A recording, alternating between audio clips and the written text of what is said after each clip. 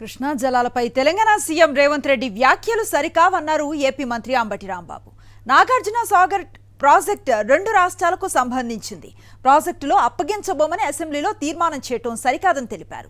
నదీ జలాల పంపిణీని విభజన చట్టంలో పొందుపరిచారని, విభజన చట్టాన్ని అంగీకరించమని చెప్పటం మొండి వాదన అన్నారు. తెలంగాణ వాటా నుంచి ఒక్క నీటి బొట్టు కూడా ఏపీకి అవసరం లేదన్నారు అంబటి రాంబాబు. ఇది చాలా దురదృష్టకరమైనటువంటి ఆర్గ్యుమెంటు. గౌరవ పక్క రాష్ట్ర ముఖ్యమంత్రి రేవంత్ రెడ్డి గారు శాసనసభ సాక్షిగా చెప్తున్నారు. అది కరెక్ట్ కాదని ఈ సందర్భంగా నేను చెప్పదలుచుకున్నాను. ఆయన ఏమంటాడంటే నాగార్జున సాగర్ అంతా కూడా వారి ఆధీనంలో ఉంది అంటున్నారు. అది తప్పు. నాగార్జున సాగర్ రివర్ మధ్య నుంచి లెక్కేస్తే అటు సగం ఇటు సగం ఉంటుంది భూభాగాలు. ఈ కృష్ణా రివర్ మేనేజ్మెంట్ బోర్డుకి మేము నాగార్జున సాగర్ని మేము అప్పజెప్పమని ఒక రెజల్యూషన్ పాస్ చేశారు. మరి ఆ రెజల్యూషన్ ఎందుకు పాస్ చేశారో, అది ఎంతవరకు ధర్మమో నాకు అర్థం కాలేదు. విభజన చట్టాన్ని మొత్తాన్ని అమలు చేసుకుని దానిలో ఒక సెక్షన్ని మేము అంగీకరించమంటే ఎలా కుదురుతుంది?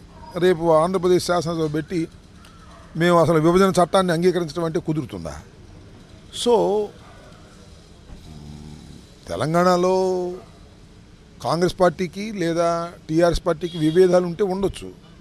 వారు ఏదైనా వివాదాలు పడితే పడవచ్చు తప్ప ఆంధ్రప్రదేశ్ వంకగా, ఆంధ్రప్రదేశ్ నీటి వంకగా వివాదాలు సృష్టించుకుని వాళ్ళు మీద పడితే పడమని నాకు అభ్యంతరం లేదు. కానీ ఒకటైతే వాస్తవం, కృష్ణా జలాలు పంపకాలు ఇప్పటివి కావు.